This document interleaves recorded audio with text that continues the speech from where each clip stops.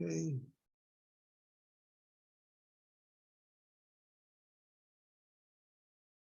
So in mathematics, one of the earliest people who started defining problem solving and education academia was a guy named George Puglia.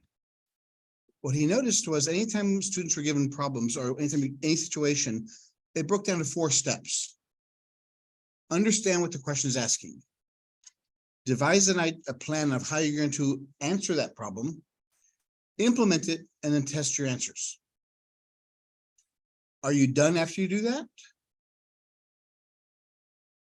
No. One thing, because remember, this guy, he was around a whole bunch of years ago. What's missing from his 4-step plan?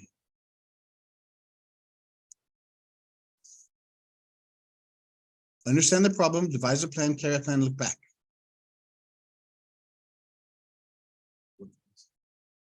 I mean, if we're going to improve this, what's missing here? Because when he says look back, what he's talking about is this answer legitimate? He's not asking, is it the best answer? A 5th step you can put in there would be go through and redo the problem in a different way.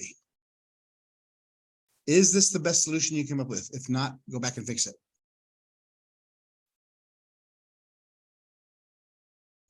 Okay, in this chapter, in this section, we're going to be solve problems using the 4-step method, using the different procedures that we're going to talk about today. And there are a lot more than you think about. Here's an example. If we do things over and over, what we're used to, it's called a mindset. We have a set mindset that we live with. Okay, on your piece of paper, get a piece of paper out. This is still a math course. You still need a piece of paper to eventually do the work.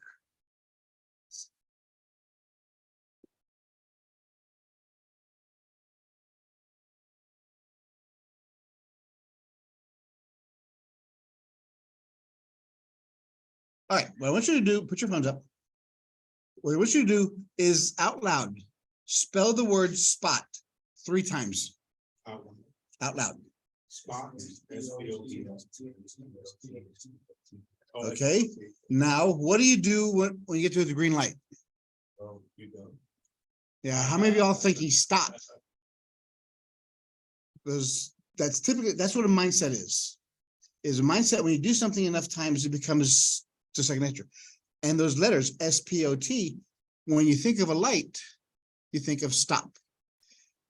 Majority of the people will say on this, but I did it with this is supposed to be much faster. When you get to a green light, you're supposed, and everybody says stop, because that's typically what the response people have. That's called a mindset, when you're used to doing something over and over and over and over. Okay, how about this one? A shepherd has 36 sheep, all but 10 die. How many lived?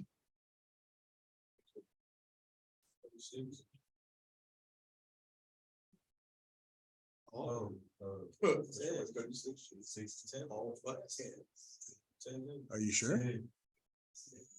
Are you sure? 20. Okay, we have 26. We have 10. We had 36 earlier.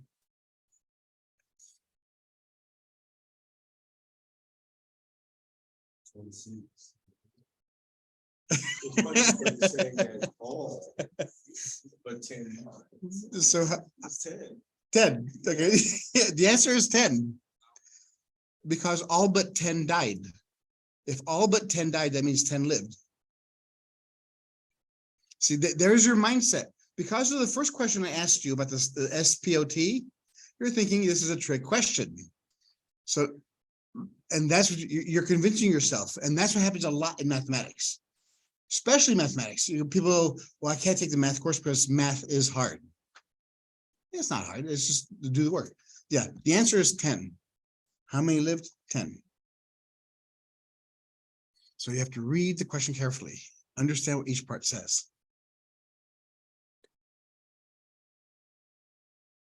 This is the NCTM, National Council of Teachers of Mathematics. It's to say Problem solving is one of the 5 important things.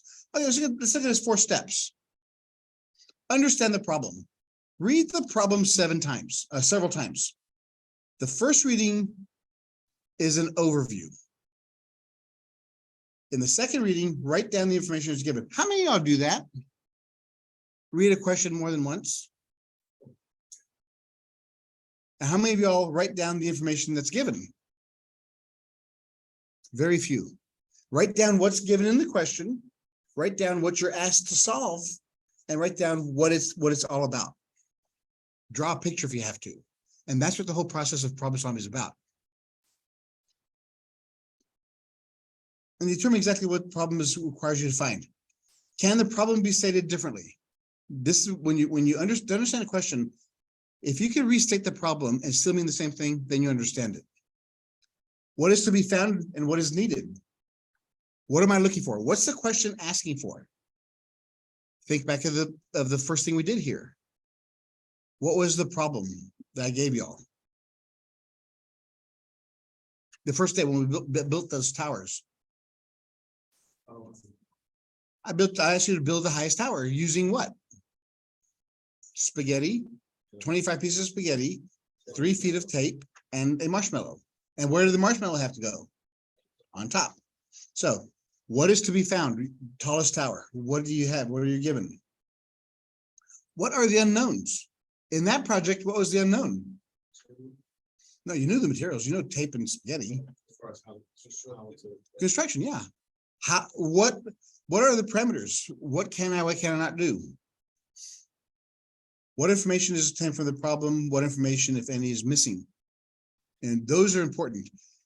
Sometimes, especially mathematics, you have to solve a problem to find the information you need to solve your problem. For example,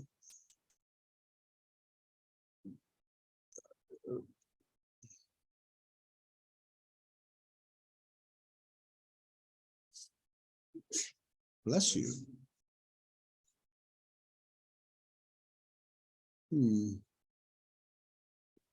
Where is my projector?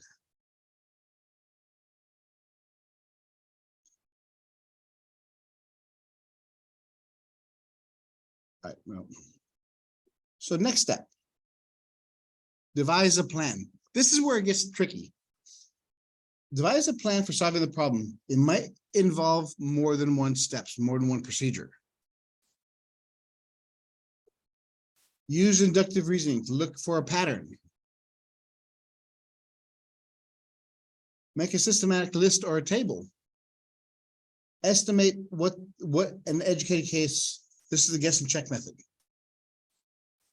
Express the problem in a more simple method. Use trial and error. List the information in a chart or a table. We did that already, actually. Make a sketch. Relate the problem to something else you've done. Look for a catch in the answer. Is it too obvious? That's what you guys did with that sheep question. Is it too obvious? It's 10, it's right there. I gave you the answer. Is it too obvious? Use the information to eliminate possibilities. Use common sense and write an equation. You'll use some of these, not all of them, but all depends on what's given to you. After you do that, carry out the plan. Implement whatever you decided to do in step 2, put it in play. Check each step. Make sure what you did each step. Does this relate to math problems? Right here. You're solving a problem. Each step along the way, you have to make sure that your answers, what you did previously, is correct. From one step to the next step, always make sure you did what the rules say you have to do. And keep an accurate record of all work. Why is this important? So go back to it. Or you don't repeat yourself. If it's a wrong method, don't go back and do it. But keep an accurate record. Yeah. So you can go back and repeat it if you need to. Once you do that, look back. See if your answer is legitimate. See if it satisfies what the question is looking for. So that's the looking back part. So let's look at some examples here.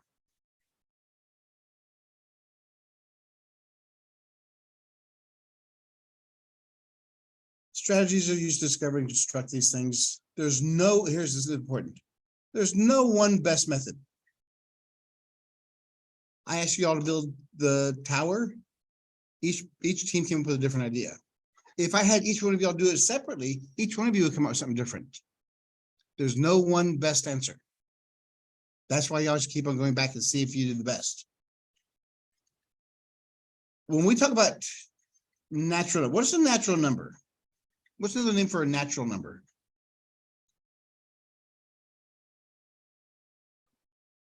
Counting. The natural numbers is what you start off counting. When I ask you to count to 5, what do you start off with? 1, 2, 3. No, you never start with never start with 0. 0. Which actually, you're right. You're right there, because if you think about it, how many fingers do I have? If I start 0, 1, 2, 3, 4, 5, 6, 7, 8, 9, which is a base 10 system. From 0 to 9 is 10 numbers. Then from 10 to 19 is base 10, is 10 more numbers. From 20 to 29.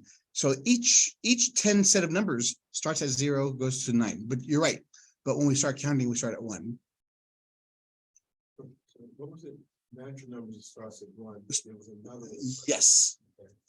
Okay, yes. Now, once we introduce 0, we have the set of whole numbers. 0, 1, 2, 3. So the whole numbers begins with a whole. Natural numbers begin with the number 1.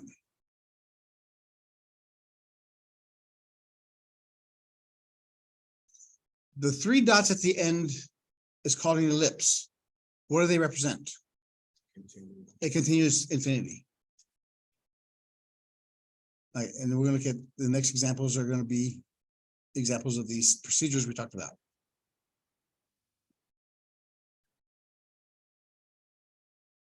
First, determine, is there enough information given? Is it enough information? And then find out what's not needed. So in this example, a man purchased 5 shirts, each of the same discount price. How much did he pay for them? What's missing?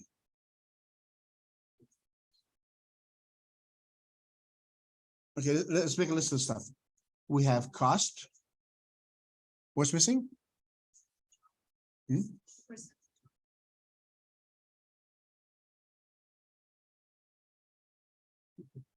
What else?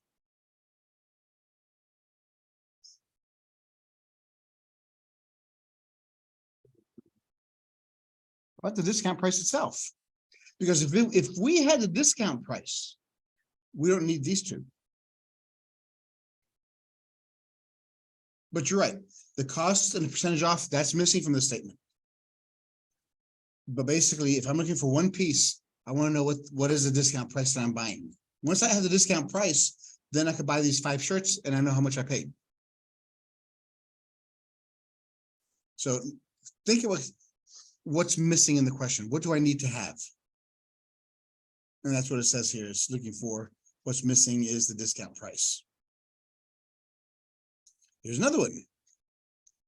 What necessary piece of information is missing from this one?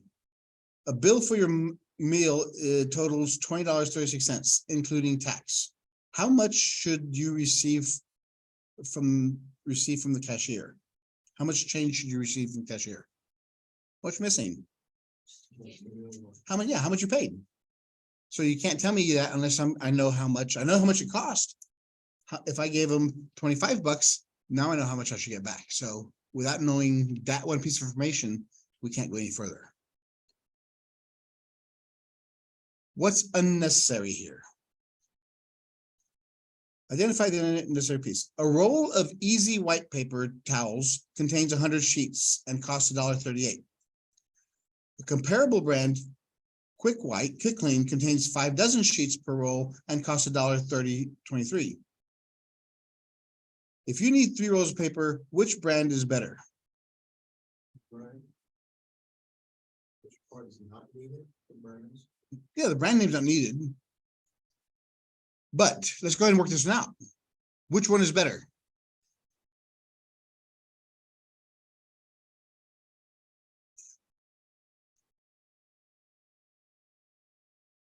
How would we do that?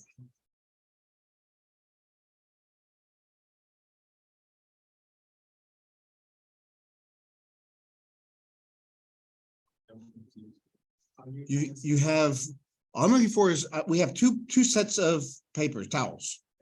We have this one and we have this one. Which one's a better brand? Which one's more economical?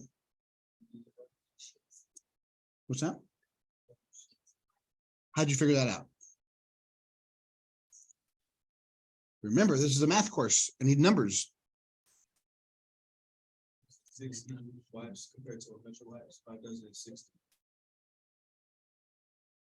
So 60 wipes compared to a bunch of wipes for about the same price. Good point. Did y'all hear that? This one contains 5 dozen sheets per roll. That's 60 sheets per roll. This one contains 100 sheets. So what you're doing is you're looking at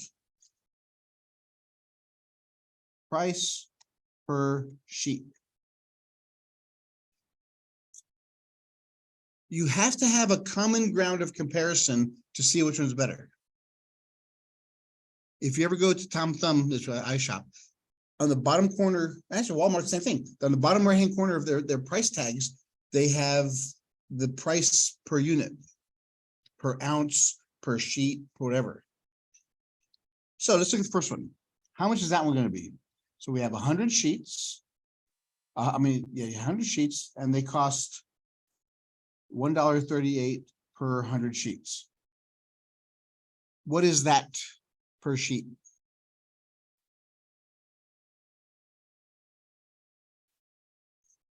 Because remember, I said price, the price goes on top, per division sheet.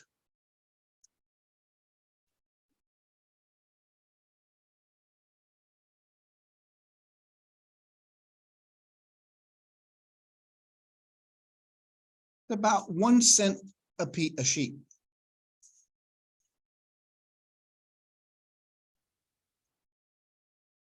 And that's easy white.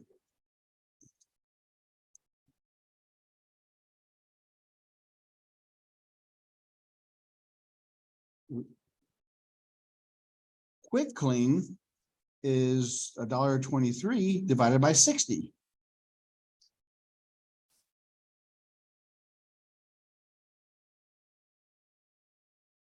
How much is that going to be?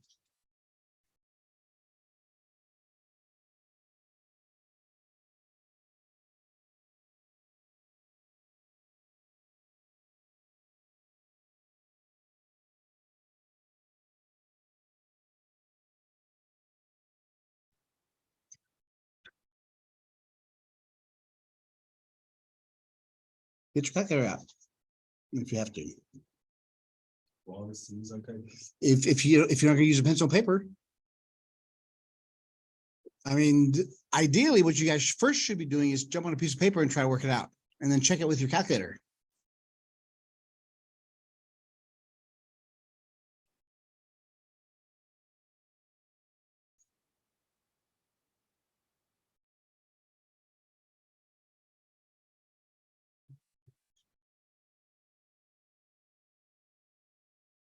.2.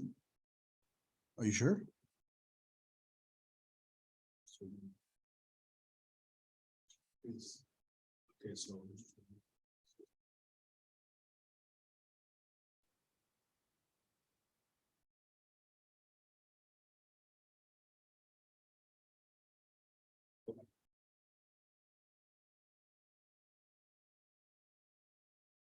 Where is my camera?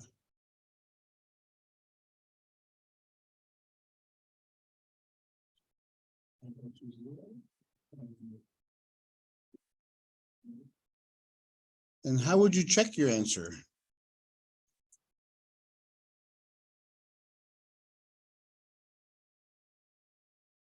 How would you check your answer, see if you're right?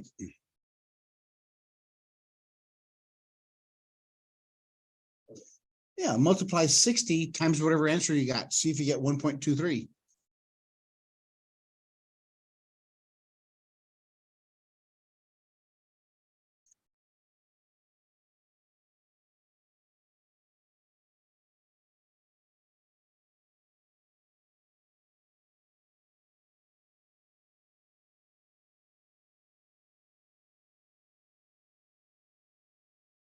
So we have 1.23 divided by 60. Whenever you divide by anything ends in a zero, that will make the decimal move one to the left.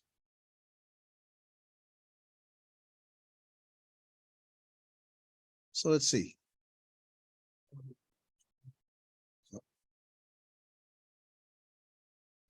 Okay, does 6 go into 1?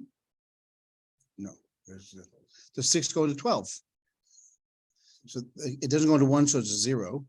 So it goes in there twice.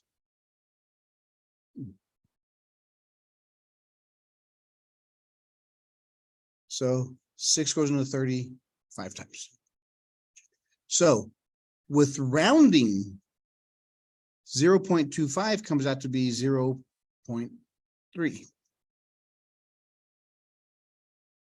Because we're rounding to the second decimal place, which is the pennies. Since this one's between 5 and 9, that one comes up.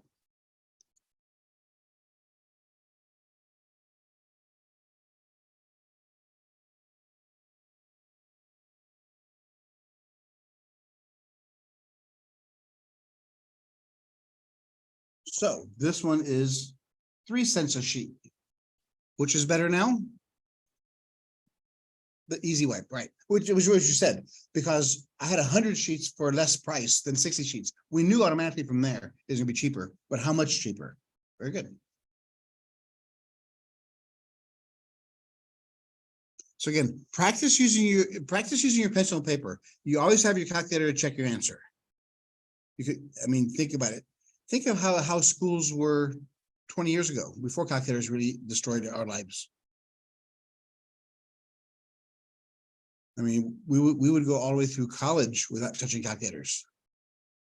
So there we have all the information. There we have it. Yeah, it said 0.2. I went a little further.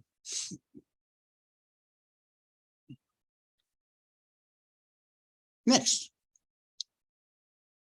apply the 4th step.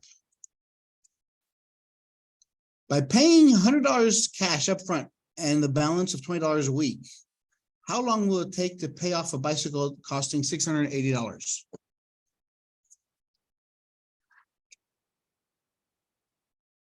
How would you solve that? 680 months. But work it out. Yeah. I want everybody else to think about their way, how they're going to do it.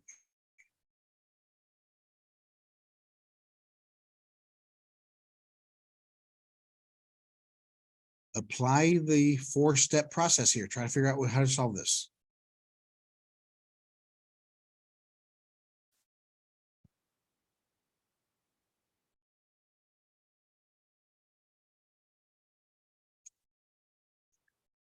We know the bike costs $680. We're paying $100 up front. What's another name when you do that? If you give money down payment, yeah. So that's just another way of saying down payment. So it's $680 minus the 180 or $100, which is 580. That's what we have to finance. We're paying $20 a week. So what do we do here? Think about it. Now you can think of a plan. You can do guess and check. You can guess, okay, what if it's 20 weeks? So you multiply that. What if it's 30 weeks? And then you can guess and check that way. Or since it's $580 and I'm paying $20 a week,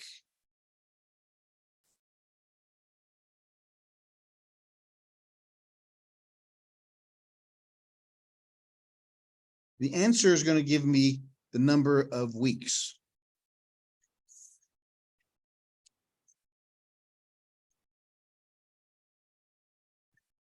So 2 goes into 5 twice with 1 left over. 2 goes into 18 9 times. The answer is 29 weeks.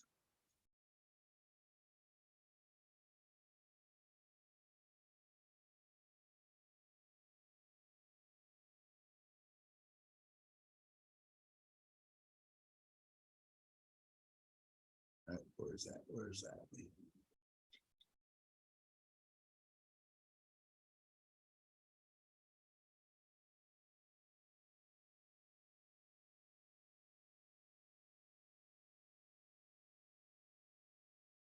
Here's another example. By making a list.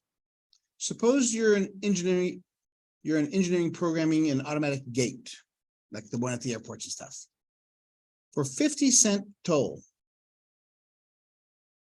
the gate should accept exact change only and should not accept pennies. How many coin combinations must you program the gate to accept?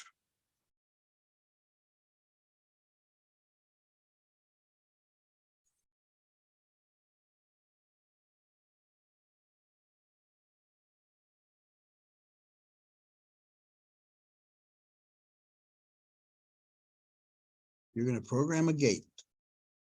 It costs 50-cent toll. You can only take, any coins other than pennies. How many combinations can you program?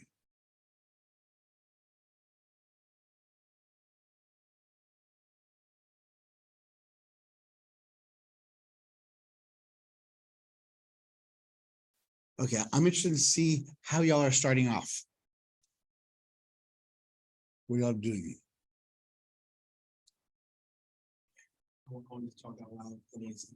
No, there's, I mean, nobody else has got an answer, so any answer, that's something about brainstorming. There is no silly answer, is once you shoot an answer, a possibility out, everybody else comments and critiques, and we go on to another one. So we're saying, suppose you're an engineer program the automatic gate for 50 cents. Total, the gate should accept exact change only. Right. So how many combinations? So at first thing I thought was this exact change only for 50 cents. 10, 20, 30, 40, 50, that's one. Right, okay, so you're looking at, let's make a table here. And then I went 2 quarters, that's 2 by itself. That's So you have quarters. What else can you accept? dimes. Dimes, and what else? Can you accept pennies? No. No. So together, all of these have to equal 50. Okay. So they have to equal 50. It's $50. Oh, good one. $50. So you did. Yeah, I mean, nobody used those because they're too big, but yeah, okay, we'll do a $50. You're right, that is a coin. That is a coin. So we use one of these, none of those, none of those, none of those. So no more of these. How many quarters? It has to equal 50 cents. You think you have a dollar? Okay. So can you use 2 quarters and anything else? No. So how about 1 quarter? How many dimes do we need? We have 25 cents here already. And what? That equals 50. Well, we're trying to make 50 cents. If we use 25 cents already. Okay, all right. Okay. Can we use 1 quarter again?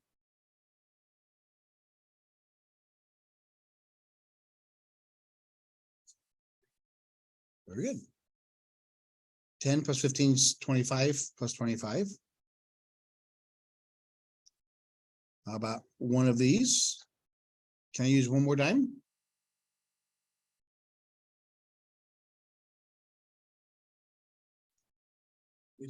Mm-mm. Well, if you use 2 dimes, then you use one of these. Very good. I didn't think about that. Yes. So if you use 1/4, you use 2 dimes and 1 nickel, or 1 dime and 3 nickels. Can you use 3 dimes? No, because that'd be too much. That'd be 30 cents.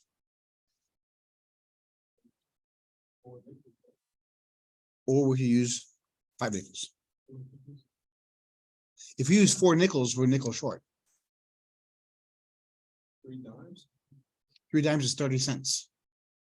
4 nickels. Oh, no, we haven't got there. We're still starting off with 1/4. No, we're working our way down. This is how you work a table. When you do on tables, you try to keep a sequential pattern. You don't jump around different numbers. So can we use any more quarters? Because we use those. So that's it for the quarters. We can use 5 dimes.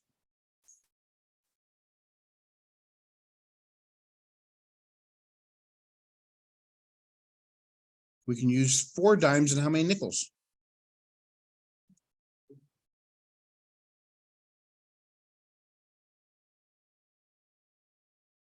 We can use 3 dimes and how many nickels? That's 30 cents. We need 20 more cents. We can use 2 dimes and 6 nickels.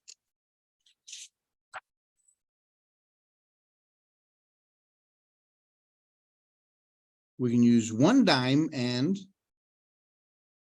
8 nickels.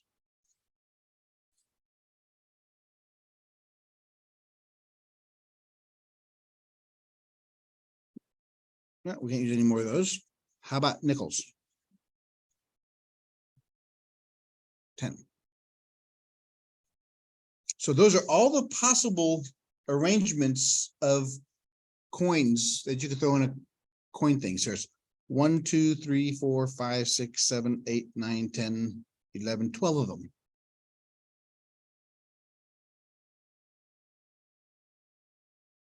The reason you have to do that is because the programmer has to go through and say, if there are 3 nickels, then there has to be 1 dime and 1/4. Right, because each one of these coins weighs different, so it knows how much it's got in there. Pretty straight enough.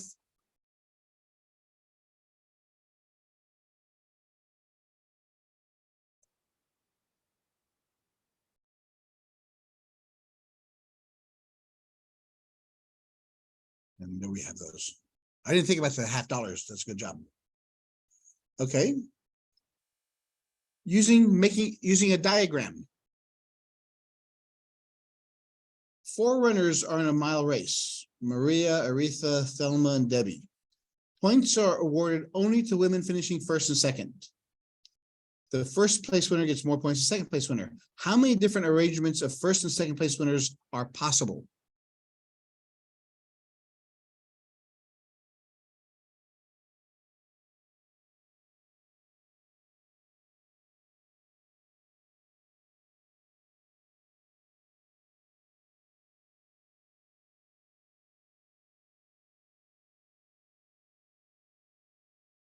Martha, Aretha, Thelma.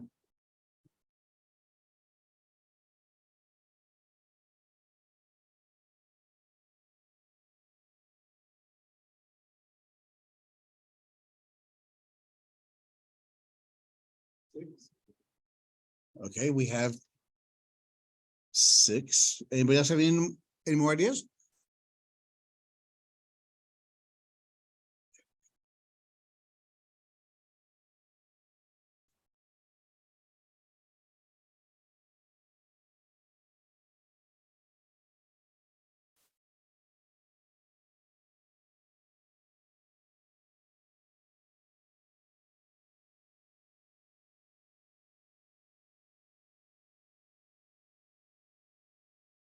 Easiest way to do this. Okay, we have 8.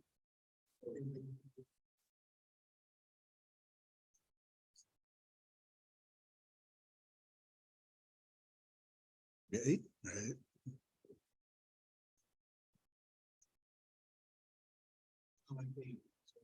Okay,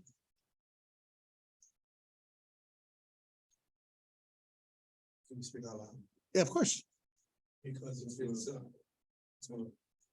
12. oh, okay. Now you just say yes on every all of them. Okay, if it's first and place winners, first, hits. We're only looking for first and second place finishers. How many different combinations are there? So if it's M and A, that's first and second record, that's one. Or you can reverse it, A and M, that's two. Or you can go T and D, first and second. And then you can go. Or can Yes, say- you can do that, but now you can get yourself confused. Yeah, let's start off with M. So if M wins, who can come in second? A, T, D. Okay, that's with M coming in first. What if A comes in first?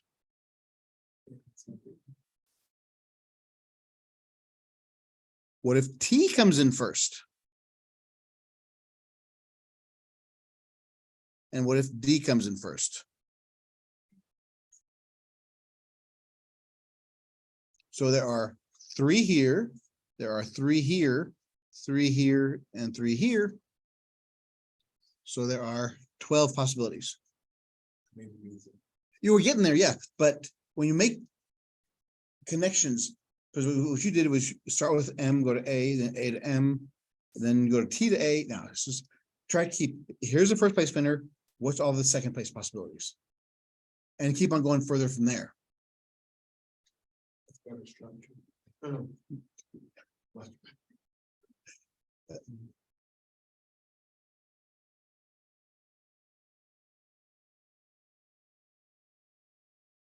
Yeah, so we have all these possibilities. Oh, this is an interesting one. Let me make sure it's Carl Friedrich Gauss is a very famous philosopher and mathematician. He helped us design so many things we use today in higher level math courses. When he was a kid, a student, about 10, 19 years old, he was bored in school because it was too easy for him. So his instructor was getting upset. So I said, Carl, come here. Go out there and add all the numbers from 1 to 100, and then come back and tell me the answer. About 2 or 3 minutes later, he came back with the answer. Can you figure out how he did that?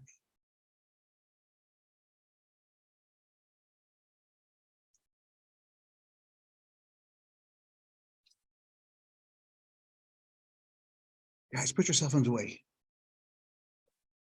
It's not that important what you're texting. You're not at work. Nobody's in the hospital. Figure it out.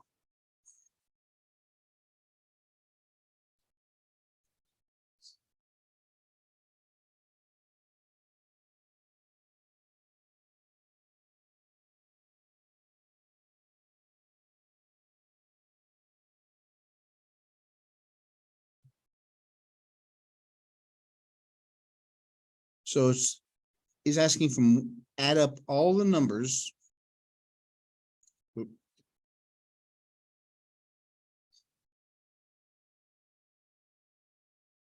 From 1 to 100. That's what he was asked to do.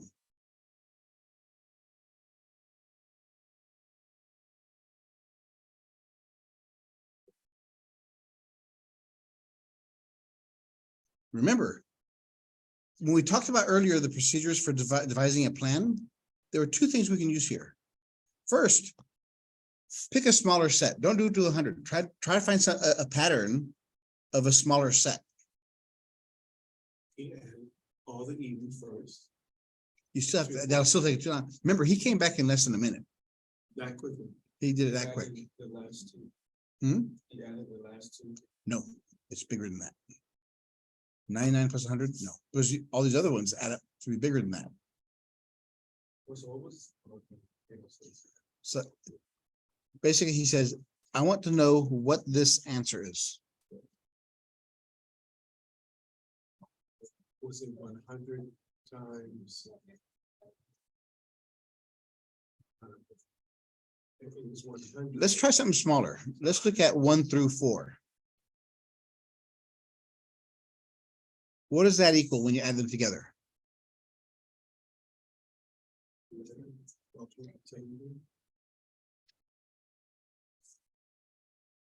Okay,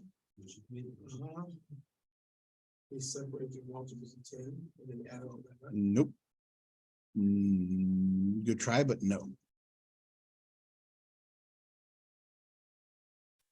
What's that gonna equal?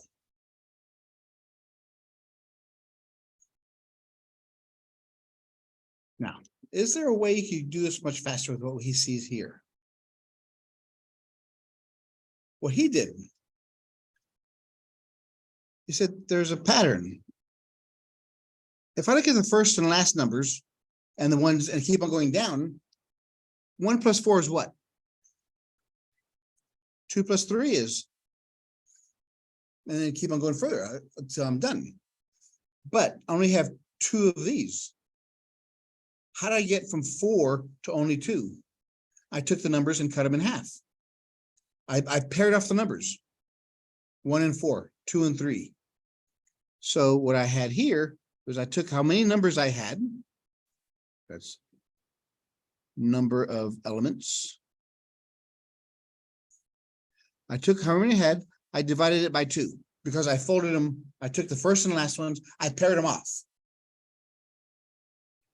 So that's how many I have. I had 2 of these. I multiply it by 5. Why 5? Because that's what the beginning and the end number is.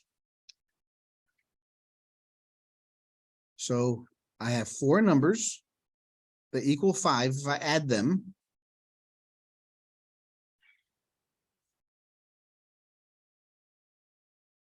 Let's look at this one.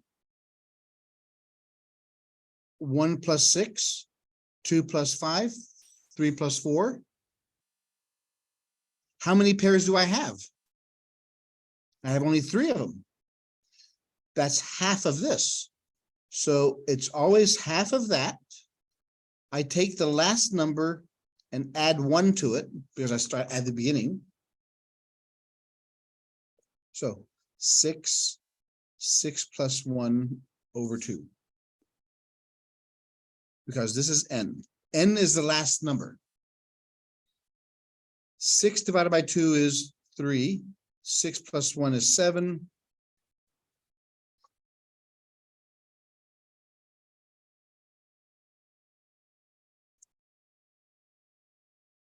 So he starts off with how many numbers he has. He adds the last number plus the first number, the 1, and he divides it by 2. So what are we going to have? Total number we have is 100. Is that what you're saying? Well, yeah, I'm looking at these small ones first. Oh, right. Here we had 4. That's n. So if I had 4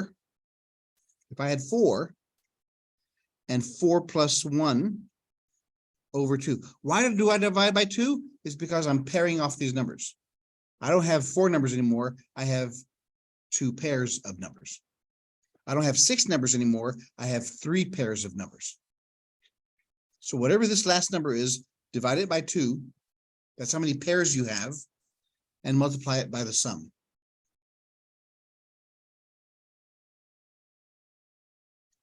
Two goes into 4 twice. So do it for our numbers.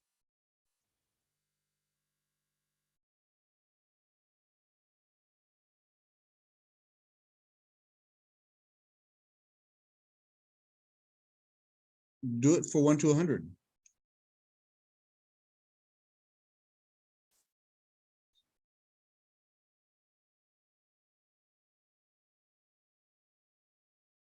You have the examples right there in front of you.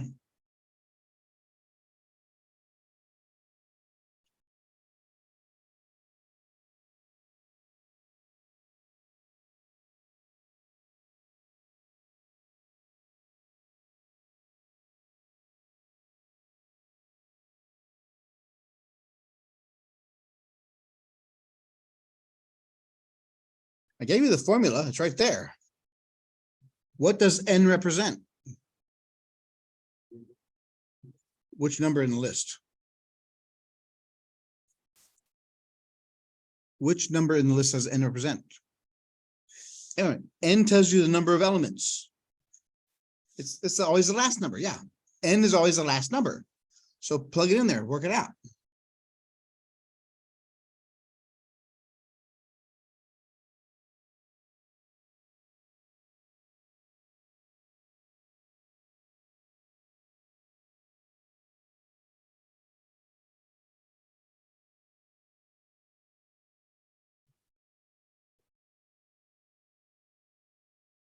Where's the beeper?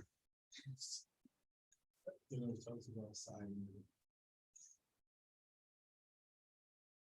Okay, so n is 100. So it's 100. 100 plus 1 divided by 2. That's what I'm gonna ask you, that plus. It's inside parentheses. So you still got it right. That's the point. 100 divided by 2 is what? So 50 times 101. So since this ends in a 0, we know it's 1010 times 5, which is 50. Remember, this kid was around in the 1700s, 1800s. They didn't have television yet.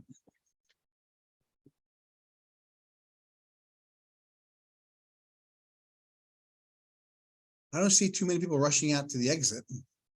Usually when that happens. But they would announce it though. So they would say, go outside, please. So they're not. If they do tell us to go outside, we're done with class. Keep on going, go west. I like that. We're done. So until they tell us.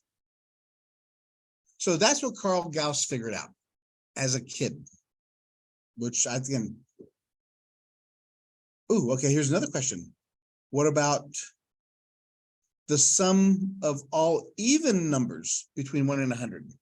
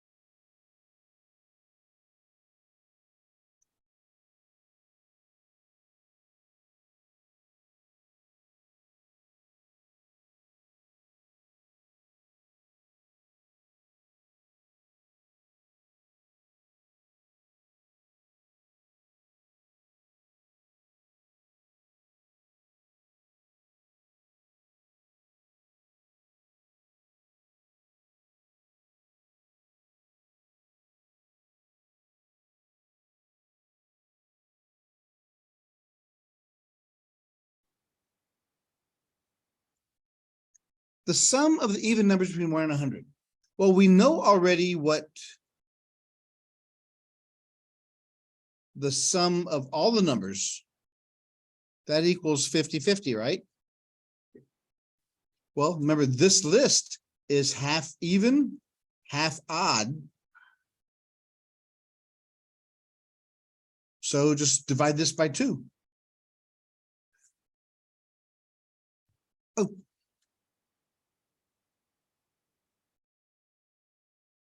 Thank you. So the sum of, since the list of all numbers from 1 to 100 is even and odd, half of them are even, half of them are odd. So divided by 2.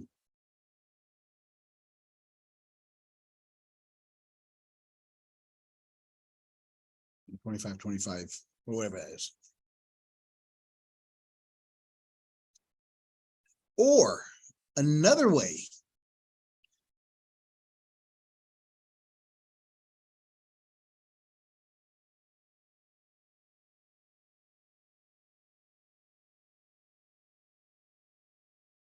we can look at each of these numbers. 2 is made up of what? 2 times 1. 4 is 2 times 2. 6 is 2 times 3. 8 is 2 times 4. 98 is 2 times 49. 100 is 2 times 50. So each of these have a 2 in front of it.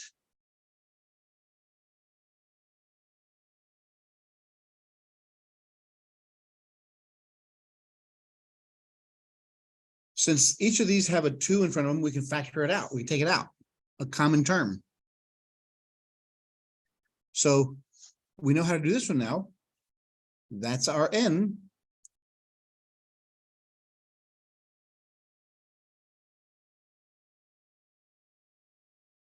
The formula we just used.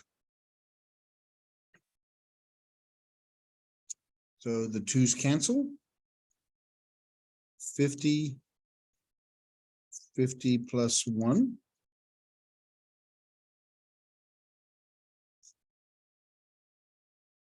There's a 0, so I'll put it back to the end. 5 times 0 is 0. 5 times 5 is 5. 5 times 5 is 25.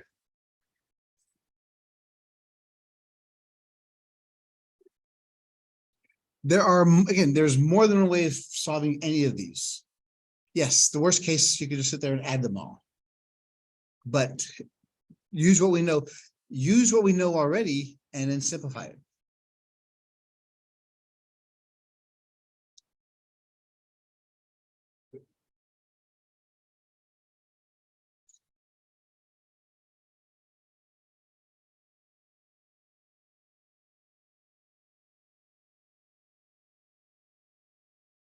Tables. Oh, here we go. Ah, this is a good one. The length of each side of a triangle is 1 inch. So that's 1 inch, that's 1 inch, that's 1 inch. If 100 triangles were placed side by side like this, what is the perimeter of the figure? Remember, the perimeter is the outside distance around the picture.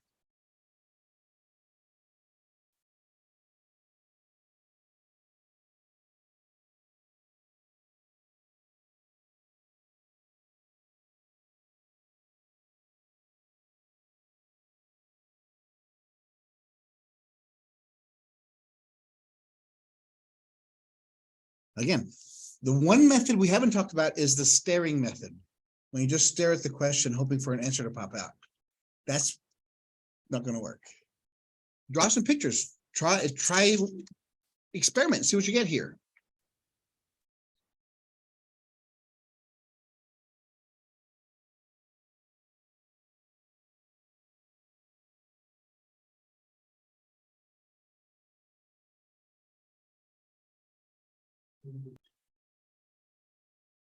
So it could be.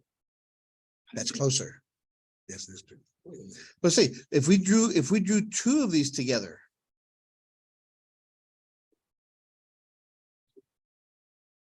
So it's 1, 1, 1, 1. So that one becomes 4. This one is 3. So let's just put a table together here.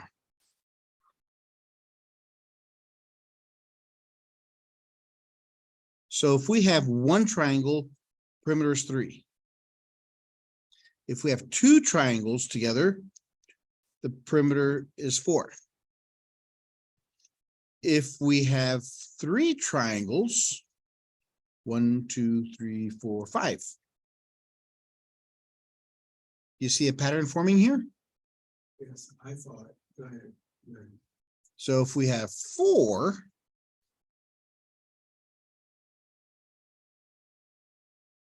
one, 2, 3, 4, 5, 6. So the number of triangles to get to the perimeter, what happens?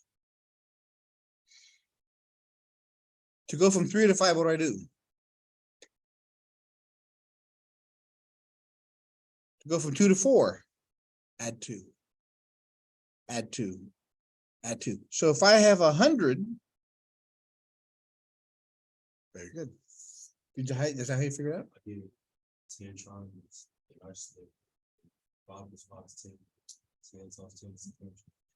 The other two sides. Okay, yeah, that'll work. But yeah, this is inductive reasoning. This is, we start off with 1. Let's try to do 2. Let's do it again. Record your outcomes when you do experiments. So that's, I'm at the very bottom. So that's not 3 triangles right there. This one? That one. Yeah, 1, 2, but you don't count these. This is not perimeter. Perimeter is the outer area. So it's the outer area of an object. That's the perimeter. Gotcha.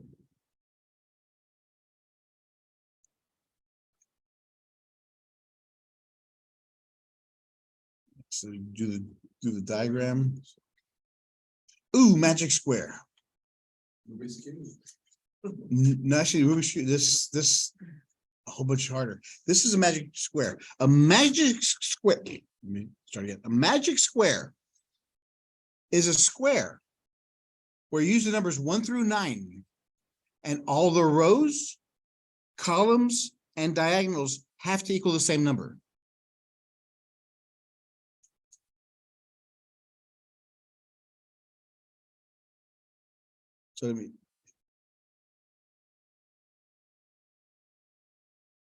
So all the rows, so this row, and this row all have to equal the same number. The columns have to equal the same number. And the diagonals, they all have to equal the same number. You can only use the numbers 1 through 9 once.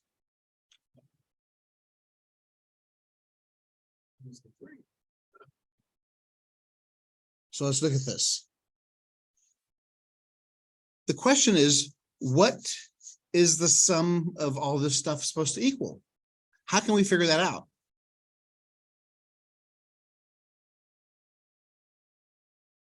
We have numbers 1 through 9. It's kind of what we just did with the Carl Gauss one. If we add up 1 through 9, what do you get?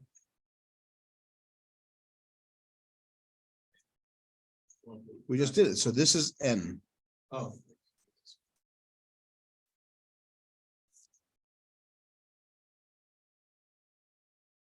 If you add up 1 through 9, you have 9 plus 1 over 2, 9 plus 10 over 2. 2 goes into 10 5 times. 9 times 5 is 45. There are 3 rows and 3 columns in there. So divide this by 3. What equals what? 3 goes into 4 how many times? With 1 left over. 3 goes into 15. So each of these have to equal 15 when you're done.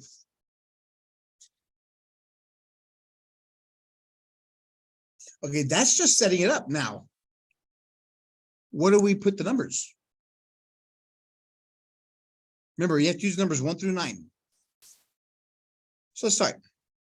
If we had a number 9, what can I add to 9 so it equals 15? I'm creating a table here.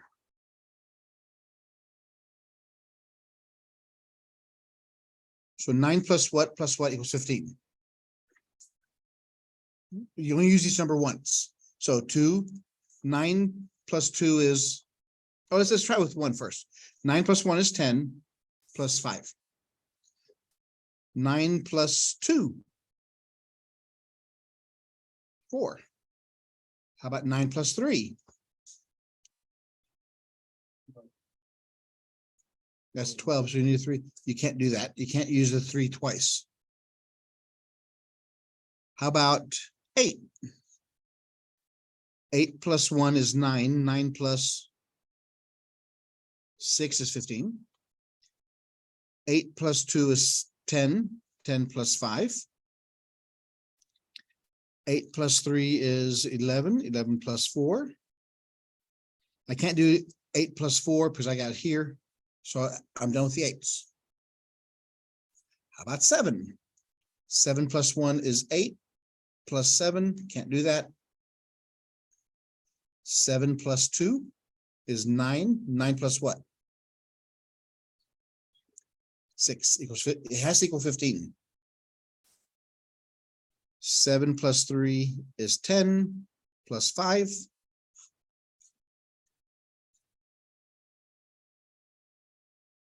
7 plus 4 is 11. Plus 4, I can't do that. I can't do 3 and 2 and 1. So that's it for the 7s.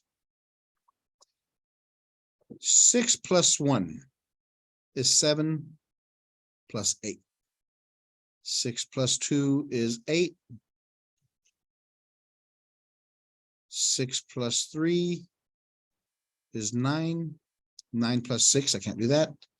6 plus 4 is 10. 6 plus 5 is 4.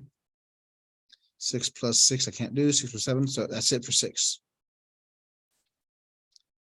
5 plus 1 is 6. 6 plus 9. But that's already there. 5, 1, and 9 is there already.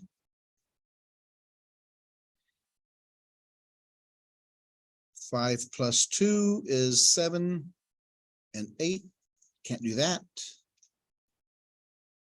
5 plus 3. I can't do that because it's sort of 5 and 3 is there already. 5 plus 4 is 9 plus 6. But I can't, it's there already. All right, so that's it. What do we notice about this set of numbers? These are all the possible grouping of 3 numbers that equal 15. Let's count how many times these numbers appear in these lists.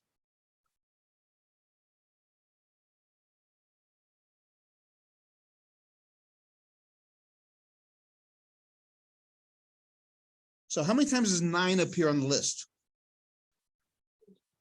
2 times. How about 8? 3 times. How about 7? How about 6? How about 5? 2, 3, 4 times. How about 4? 1, 2, 3. How about 3? 1, 2, 2, 1, 2, 3.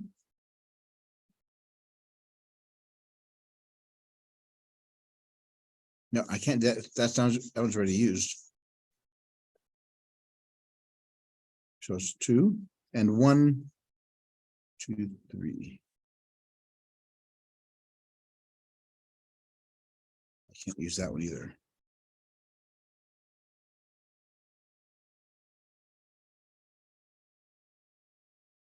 It is 3. So what does this tell us? This one occurs 4 times, which means what? It has to be the middle number. It has to be the middle number because it can go on once, twice, 3 times, 4 times.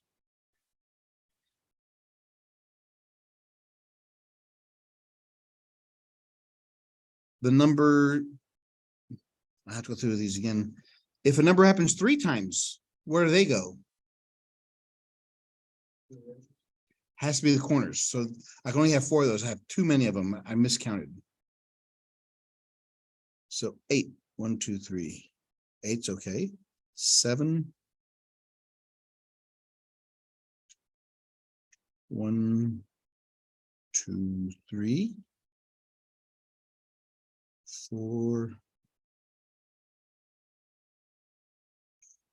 3. Twice, and 1.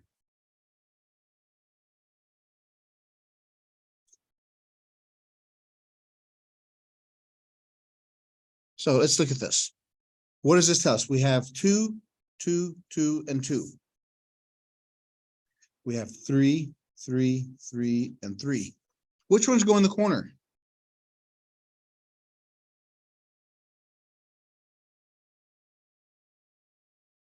Let's try it. Let's try 8. If 8 goes here, what does this one have to be? No.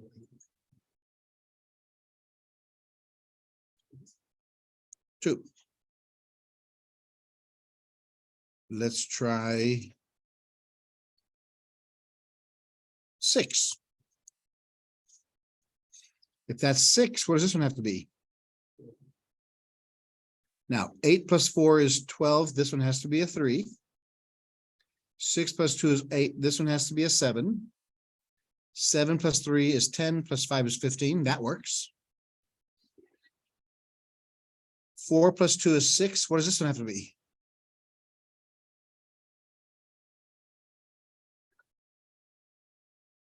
Nine plus 5 is 14. So let's be 1. So that's how you do the magic square. And then Sudoku is also an extension of this. All right, let's call it a day for today.